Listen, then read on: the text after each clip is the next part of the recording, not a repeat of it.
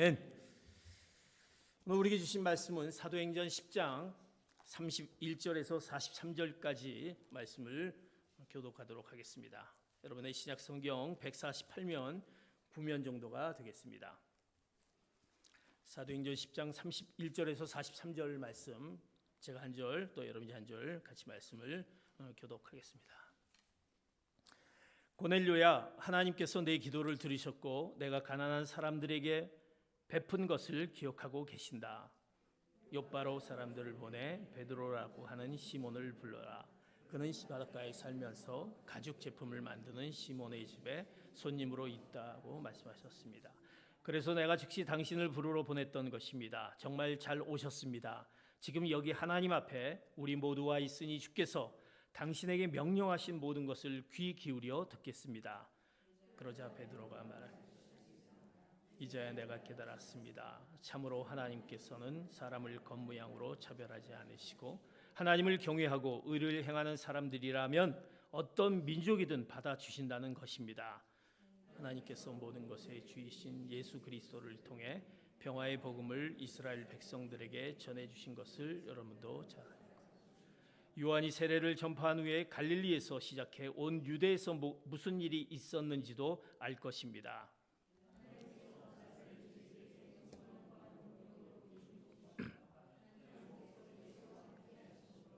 예수께서 선을 행하시고 마귀의 능력 아래 짓눌려 있던 사람들을 모두 고쳐주시며 우리는 예수께서 유대 사람들의 땅과 예루살렘에서 하신 모든 일의 증인입니다. 그들은 예수를 나무에 달아 죽였지만 하나님께서는 3일째 되는 날 예수를 살리셔서 사람들에게 나타나게 하셨습니다. 그러나 모든 사람이 다 본 것이 아니라 하나님께서 미리 선택하신 증인들, 곧 예수께서 죽은 사람들 가운데서 살아나신 후 함께 먹고 마셨던 바로 우리에게만 보여주신 것입니다. 예수께서는 우리에게 사람들에게 말씀을 전파하라고 명령하셨습니다. 살아있는 사람과 죽은 사람의 심판자로, 그리고 하나님께서 세우신 이가 바로 자기임을 증거하라고. 43절 봅니다. 모든 예언자들도 예수를 믿는 모든 사람은 그 이름으로 죄 용서를 받게 된다고 증언했습니다. 아멘.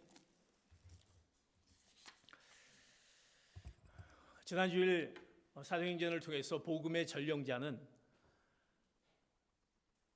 사람을 찾습니다라고 얘기했습니다. 복음을 알지 못한 자를 찾아다니며 그들에게 그 놀라운 그 복음을 선포합니다. 그리고 하나님의 말씀을 전하는 것이 바로 우리가 그리스도인들 복음의 전령자인 것입니다. 사랑하는 성도 여러분, 여러분들의 신앙생활은 어떻습니까? 오늘 제목이 이제 목마름이 증인으로라는 제목으로 이제 말씀을 전하기를 원합니다. 여러분의 신앙생활, 한번 지나왔던 것을 잠깐 나의 신앙생활은 지금 어디에 가 있는지, 또 지금 어떤 신앙생활을 내가 하고 있는지, 누가 구원을 받을 수 있겠습니까? 복음을 듣는다고 우리가 구원을 받을 수 있을까요? 교회 출석을 잘한다고 모두 하나님의 자녀가 자동적으로 될 수 있을까요? 우리는 그저 내가 교회를 열심히 다니니까, 이제 하나님의 말씀을 나는 들으니까 이러고만, 그러면 나는 구원을 받는 것이 아니냐, 하나님의 자녀가 되는 것이 아니냐, 우리는 그렇게 생각할 수 있습니다. 그러나 그것은 자동적으로 되는 것이 아닙니다.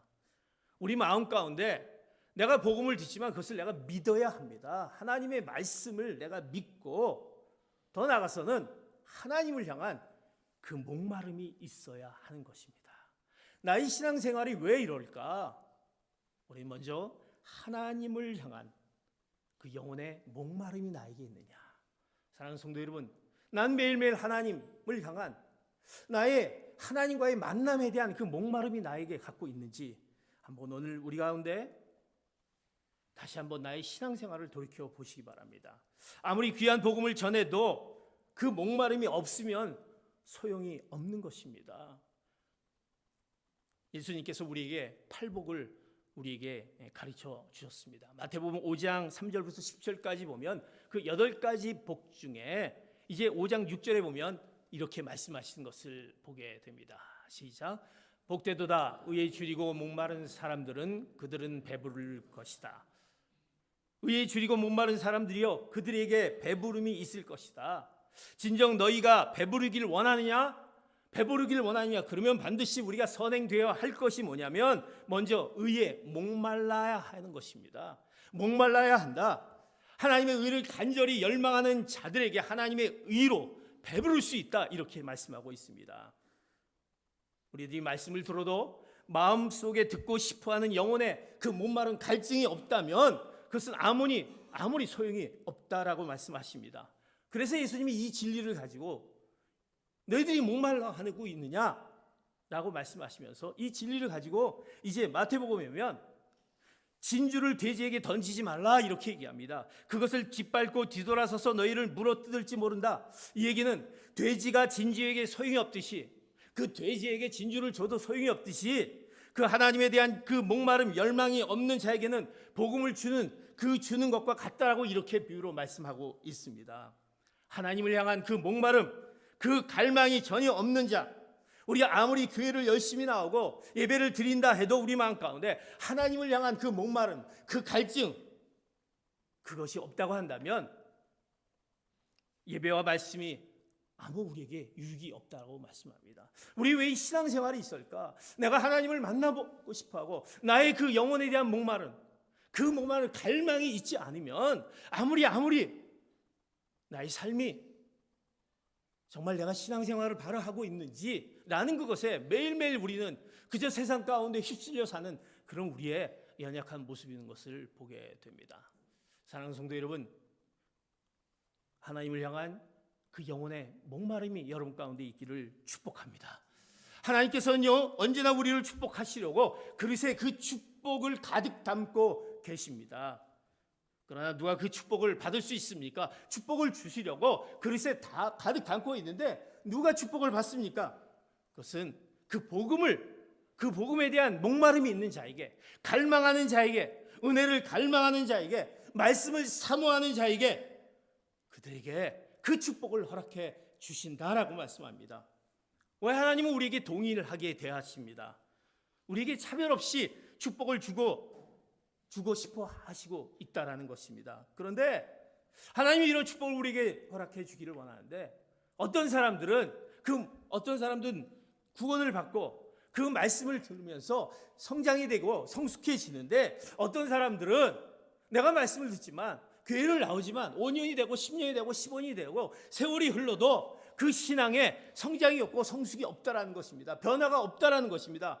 왜 그러는가? 하나님이 차별하시는가?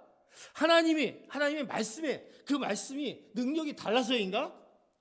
아닙니다. 이것은 우리의 그 영혼의 그 갈망, 목마름, 그 신앙에 따라서 우리가 달라진다라고 성경은 우리에게 분명히 말씀하고 있습니다. 오늘 본문의 말씀은 분명히 하나님의 그 영혼에 대한 목마름이 있는 그 고넬료가 등장하는 것을 보게 됩니다. 고넬료는요, 하나님에 대한 그 목마름이, 그 갈망이 있었던 고넬료였습니다. 그렇기 때문에 하나님께서 그에게 그 주의 사자와 베드로에게 그를 특별히 보내주십니다. 그를 통해서 하나님을 만나고자 하는, 하나님이 어떤 분인지, 내가 은혜를 받고자 하는 그 욕망, 그 갈망, 그 목마름이 있기 때문에 하나님이 그에게 주의 사자와 베드로를 보내주십니다. 그것을 하나님은 아셨습니다. 그 아시는 그 하나님께서 고넬료에게 오늘 이렇게 얘기하는 것을 보게 됩니다. 사도행전 10장 31절에 보면 이렇게 얘기합니다. 같이 봅니다. 시작. 고넬료야, 하나님께서 내 기도를 들으셨고 내가 가난한 사람들에게 베푼 것을 기억하고 계신다.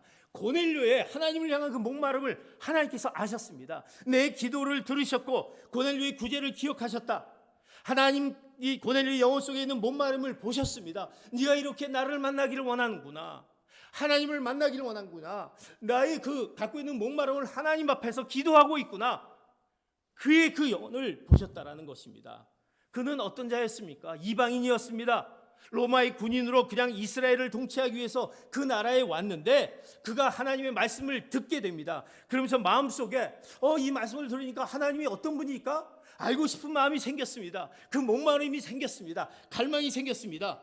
그러면서 내가 어떻게 하면 하나님을 만날 수 있을까? 내가 어떻게 하면 하나님을 만나 하나님의 그 선택받는 자녀가 될 수 있을까? 아주 고민합니다. 어떻게 하면 될까? 그래서 그가 할 수 있는 것은 그럼 내가 좀 더 갖고 있는 가난, 내가 갖고 있는 재산을 털어 가난한 사람을 좀 도와줘야 되겠다. 그래서 구제 사역을 합니다. 그리고 그는 그 유대인들의 전통에 의해서 그들이 늘 기도하는 하나님을 만날 수 있는 방법이 이렇게 하나님 앞에 기도하면 된다 그래서 그는 열심히 기도했습니다. 무릎을 꿇고 기도합니다. 그가 하루 이틀 기도하는 것이 아닙니다. 오랫동안 하나님을 만나기 위한 그 목마름 가운데 기도하는 가운데 이제 그것을 하나님께서 보시고 들으셨다라고 오늘 말씀합니다. 내 기도를 들었다. 그리고 네가 어떻게 하면 하나님을 만나고 하나님이 원하는 것을 할까? 그 구제하는 것도 내가 알았다라고 오늘 본문은 얘기하고 있습니다. 어떻게 하나님을 만났습니까? 바로 고넬료에게 하나님께서 베드로와 천사를 보내면서 그를 하나님의 귀한 자녀로 구원하는 것을 보게 됩니다.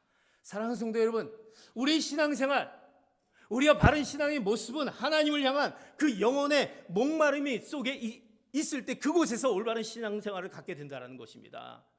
우리가 아무리 직분을 가져도 내가 수십 년 교회를 다녀도 그 영혼에 하나님을 향한 그 목마름, 갈증이 없다라고 한다면 우리 가운데 올바른 신앙생활을 할 수 없다라는 것을 보게 됩니다. 애써야 됩니다. 힘써야 됩니다.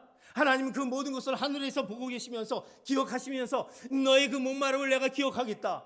네가 하나님을 만나길 위한 그 마음 가운데 채우지 못하는 그것을 나를 통해서 채우길 원하는 그것을 내가 기억하겠다라고 하나님께서 이제 그것을 보시고 찾아와서 우리에게 그 놀라운 은혜를 허락하신다라는 사실입니다.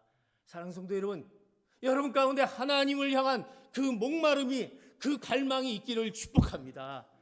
이 고넬료처럼 그는 이방인이었지만 하나님을 만날 수 있었던 그처럼 우리 가운데 그 목마름이 있어야 될 것입니다. 우리가 성경에 보면요, 예수님께서 여리고성을 지나갔습니다. 그런데 앞 못 보는 소경이 있습니다. 그 앞 못 보는 소경이 예수님의 소문을 듣습니다. 그 예수님을 만나면 뭔가 일어날 수 있을 것이다. 그리고 예수님을 너무나도 그 만나야 되겠다라는 그 갈망하는 그 모습이 그에게 있었습니다. 그래서 그가 이제 그 예수님을 보면서 했었던 그 말씀이 마가복음 10장 47절 49절에 그 영혼의 목마름의 그 호소를 봅시다. 같이 보겠습니다. 시작. 나사렛 예수라는 말을 듣고 소리치기 시작했습니다. 다윗의 자손 예수여, 나를 불쌍히 여겨 주십시오.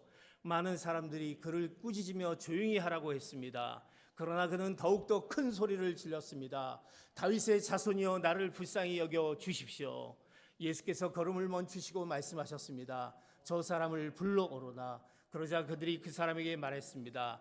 안심하고 일어나라. 예수께서 너를 부르신다. 그는요, 너무나도 이 갈망, 이 목마름이 있었습니다. 그는 눈을 뜨려고 하는 이렇게 캄캄한 속에서 나는 삶을 살 수 없다. 그런데 예수님을 만나면 그분이 분명히 해줄 수 있을 거라는 그 확신이 있기 때문에, 그 목마름이 있기 때문에 이제 예수님을 보자마자 그가 했던 오늘 구절은 뭡니까? 나를 불쌍히 여겨 주십시오. 소리를 칩니다. 나를 불쌍히 여겨 주십시오. 그거를 보고 주위에서 무슨 소리 하고 있느냐? 왜 안 못 보는 소경이 왜 이렇게 지금 예수님인데 방해를 하고 있냐? 얘기합니다. 주님이 그거를 듣습니다. 그리고 얘기합니다. 안심하라. 그리고 이제 그를 부르신 것을 오늘 성경 본문은 얘기합니다. 그 목마른 가운데에는 그에게 주님은 멈추셨습니다. 멈추시면서 그 갈망, 목마름을 보시는 주님께서 그를 낫게 해주신 놀라운 은혜를 허락된 것을 보게 됩니다. 사랑하는 성도 여러분, 우리의 신앙생활, 우리가 왜 성장하지 않고 성숙하지 못하고 있습니까? 교회 오래 다녀도 내가 참 구원의 확신을, 내 구원받은 사람인지 확신을 못하고 있는 거 아닙니까? 내가 정말 구원받았는지? 내가 예수를 믿고 있는지? 구원받은 자로서의 어떤 삶을 내가 살고 있는지? 이런 의심 가운데 하루에도 몇 번씩 에이 모르겠다, 하나님이 계신지 모르겠다, 이런 또 낙심과 낭만 가운데 있습니까? 사랑하는 성도 여러분, 하나님의 말씀으로 여러분들이 채우시길 바랍니다. 하나님의 그 목마름으로, 하나님의 사모함으로 채우시길 바랍니다. 하나님, 제가 하나님을 사모합니다. 목마른 사슴이 시냇물을 찾아 헤매듯이 하나님을 제가 사모합니다. 하나님을 향한 그 목마름이 있기를 축복합니다. 그럴 때 하나님께서 여러분에게 찾아와 주시고, 여러분의 상한 심령들 가운데, 그 목말란 심령들 가운데 하나님께서 불쌍히 여기시며 찾아와 주셔서 그 놀라운 은혜를 허락해 줄 줄 믿습니다. 그럴 때 우리는 우리의 삶의 신앙생활이, 신앙의 모습이 달라지게 되는 것입니다. 사랑하는 성도 여러분, 오늘 고넬료에게 찾아오신 고넬료에게 그의 목마름을 보셨던 하나님, 사랑하는 성도 여러분, 그 하나님을 향한 그 목마름이 여러분의 있기를 축복합니다. 오늘 두 번째 인물이 등장합니다. 그 인물은 바로 베드로였습니다. 오늘 베드로가 등장한 것은 이제 주의 사자가 이제 31절까지 우리 시적에서 보았지만 그 전에 주의 사자가 베드로에게 나타나서 이제 그 시몬 베드로를 초청하라 그렇게 얘기합니다. 이제 시몬 베드로가 그 얘기를 듣고 이제 이 고넬료에게 오게 됩니다. 고넬료를 방문합니다.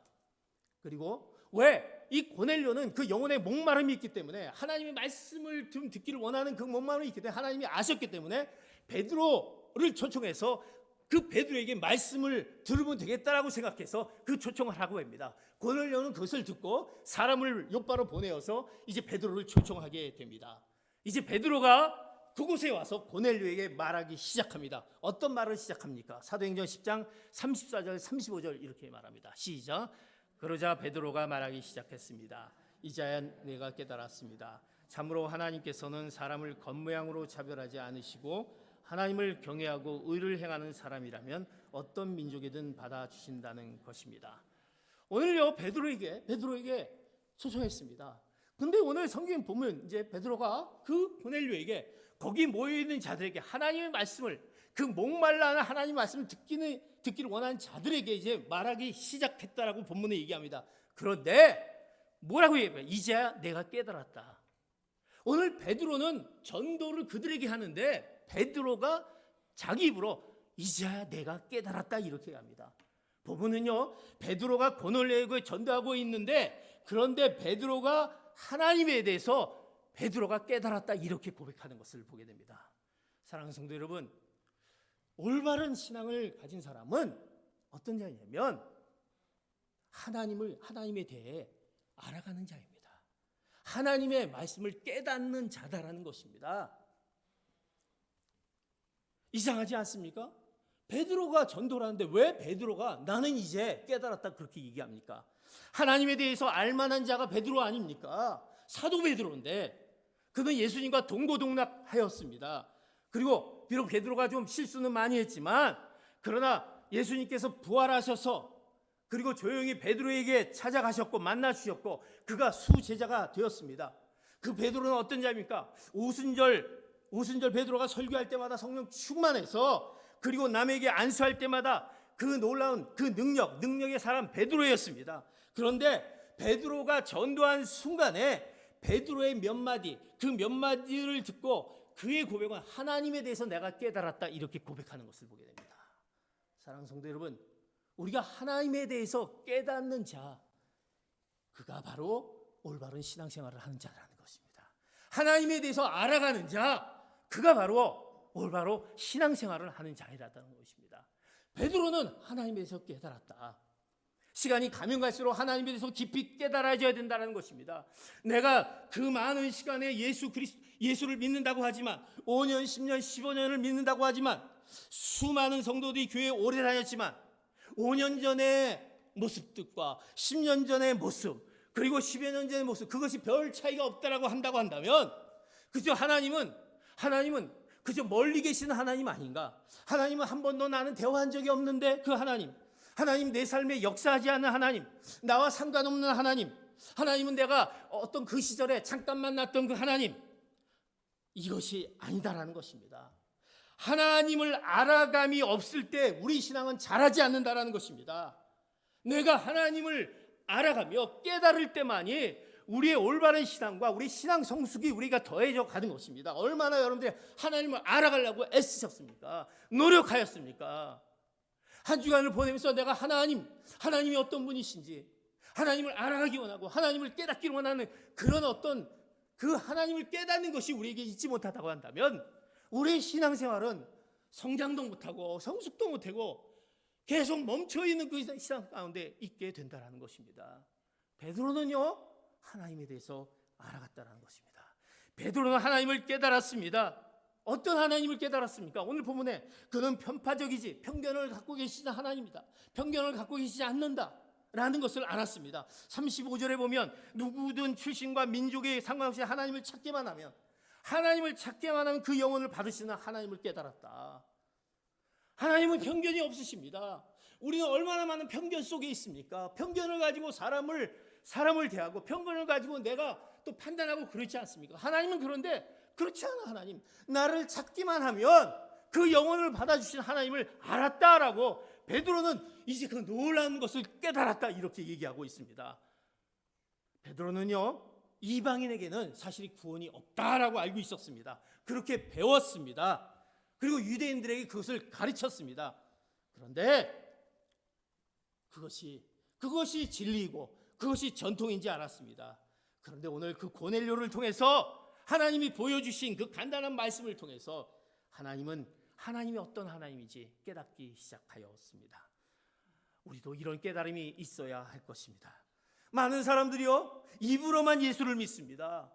나는 예수를 믿는다. 내 예수를 믿는다. 내 생각은 그대로. 내가 교회 안 나와도 돼. 내가 섬기지 않아도 돼. 나는 다 알아. 나 예수 믿으니까. 입으로만 믿습니다. 우리가 과연 하나님을 믿는 사람입니까? 하나님에 대해서 깨달음이 없는다라고 한다면, 하나님에 대해서 알기를 원치 않는다고 한다면 내가 갖고 있는 나의 모습은 5년 전의 모습과 10년 전의 모습과 지금의 모습이 똑같다라는 것입니다. 그때 그 편견 가운데 있던 그 속이 좁았던 내가 화를 펄펄 내면서 분노에 쌓여져 있는 나, 그리고 내 마음 가운데 늘 근심과 걱정 가운데 평안이 없는 그 나, 시간이 지나지만 예수를 믿지만 그것이 변하지 않고 내 성격이 그대로라고 한다면 그것은 하나님을 아는 자라고 할 수 없다는 것입니다. 하나님께서 우리에게 그 말씀을 주셨을 때 그 말씀을 내가 듣고 그 말씀대로 살려고 내 삶으로서 나타나지 않는 우리의 모습이 아닙니까?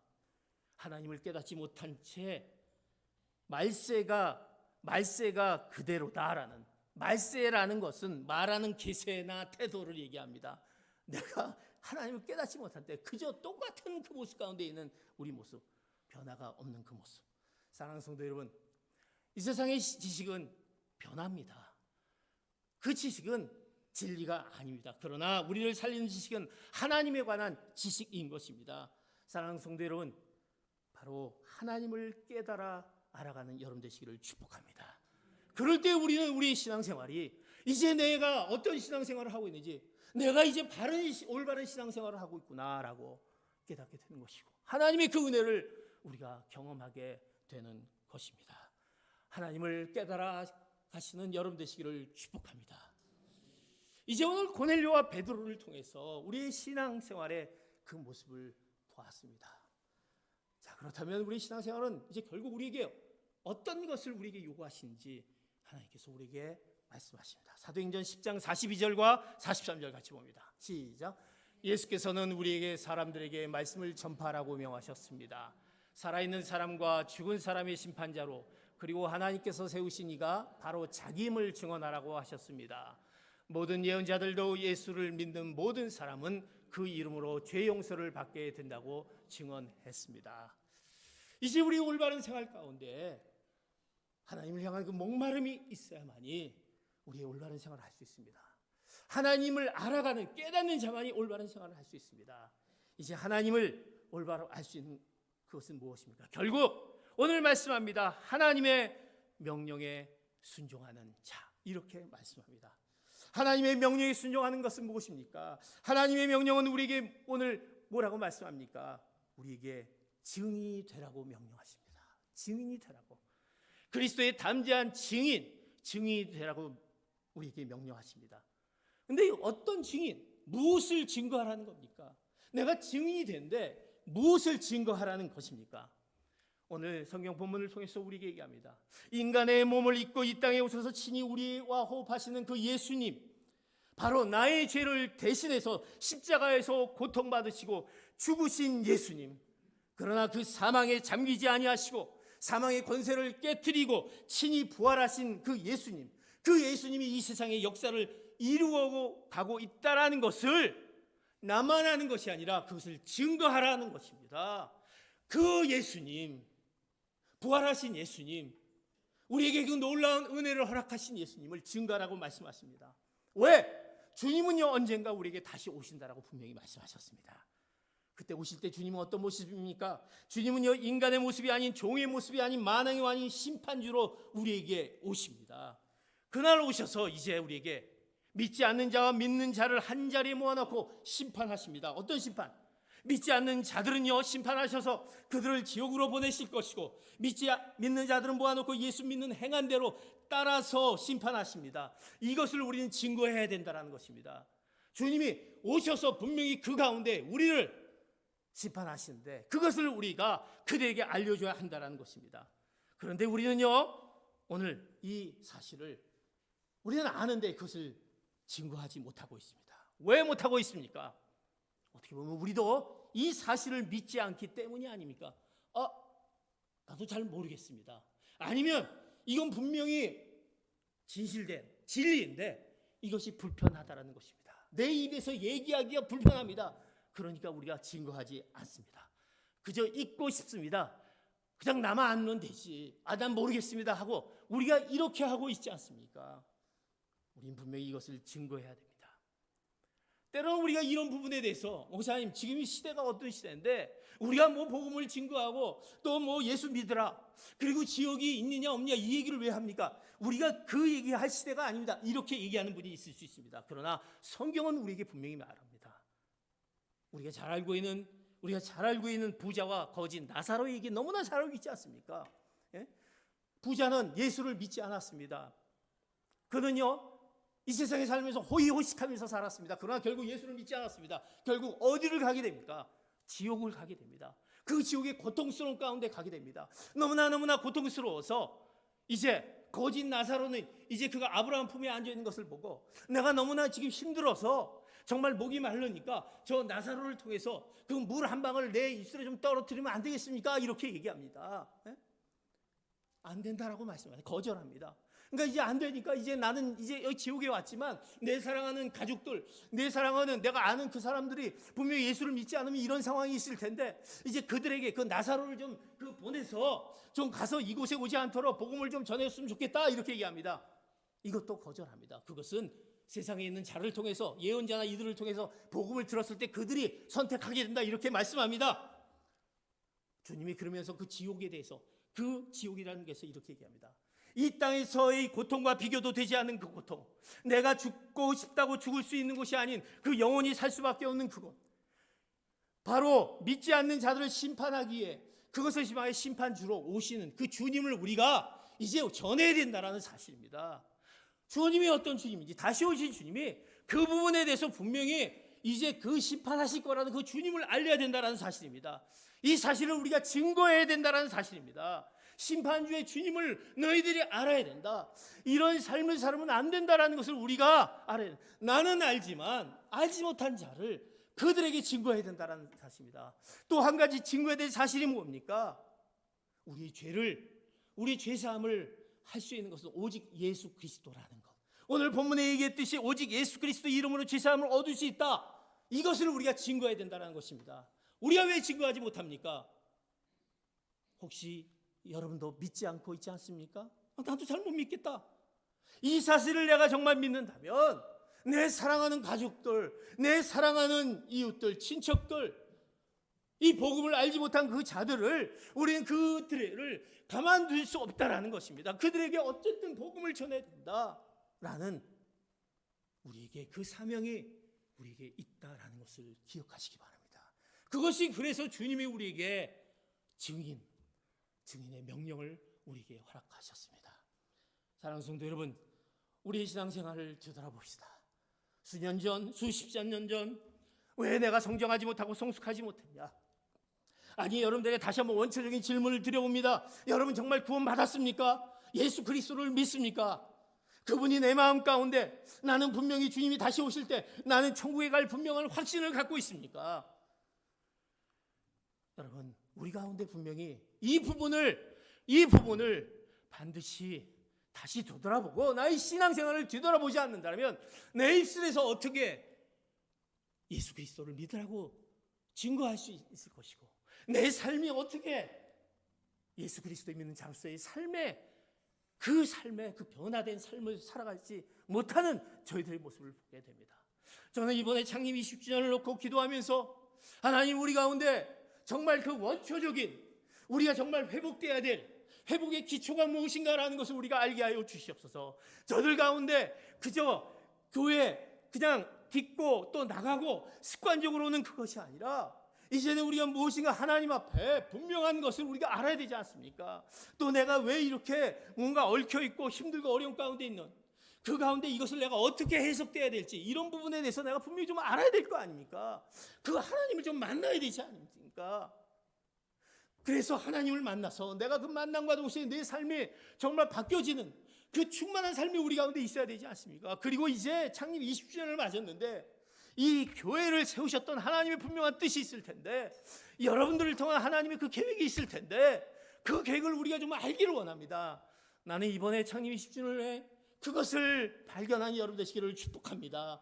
여러분과 여러분의 가정과 여러분의 미래와 내 이웃들, 내 가족들, 내가 이렇게 했는데도 왜 내 가족들의 변화가 있지 않을까? 그것을 분명코 말씀 가운데 하나님의 음성을 듣는 여러분 귀한 시간 되시기를 축복합니다. 그러기 위해서 우리는 분명히 해야 될 것은 하나님을 향한 그 목마름이 있어야 될 것입니다. 그 갈망이 있어야 될 것입니다. 여러분, 하나님 저에게 사슴이 샘물을 찾아 헤매듯이 그 목마름을 허락해 주시옵소서. 그리고 나의 그 무지함 가운데 하나님의 그 말씀을 깨달아 알 수 있도록, 하나님의 그 지혜를 깨달아 알 수 있도록 이번에 허락하여 주시옵소서. 그리고 하나님이 그 깨달음 가운데 내가 해야 될 것이 무엇인지, 아빠로서, 엄마로서, 할머니로서, 할아버지로서, 또 내가 친구로서 내 그 이웃들에게 해야 될 것이 무엇인지 그 증인의 역할을 감당할 수 있도록 하나님, 이번 부흥에 하나님 역사하여 주시옵소서. 우리는 그 기도가 우리 가운데 준비되었을 때, 하나님 앞에 그것을 올려드릴 때 하나님께서 분명히 금요일에 우리에게 토해해 주시는 그 놀라운 은혜를 허락해 주실 줄 믿습니다. 혹시 여러분 가운데 질병으로 어려워하고 있습니까? 질병으로 회복하기를 원하고 있습니까? 여러분의 경제적인 것을 회복하기를 원합니까? 내 가정의 자녀들로 인해서 그 자녀가 회복하기를 원하고 있습니까? 그렇다면 그 목마름을 향한 마음을 하나님 앞에 올려드렸을 때 하나님이 그 가운데 그 놀라운 은혜로 분명히 허락해 줄 줄 믿습니다. 하나님의 약속의 말씀입니다. 이제 그 약속의 말씀을 우리가 기대하면서 우리 가운데 우리 신앙을 다시 한번 회복하는 귀한 기회가 되기를 예수 그리스도의 이름으로 축복합니다. 기도하시겠습니다.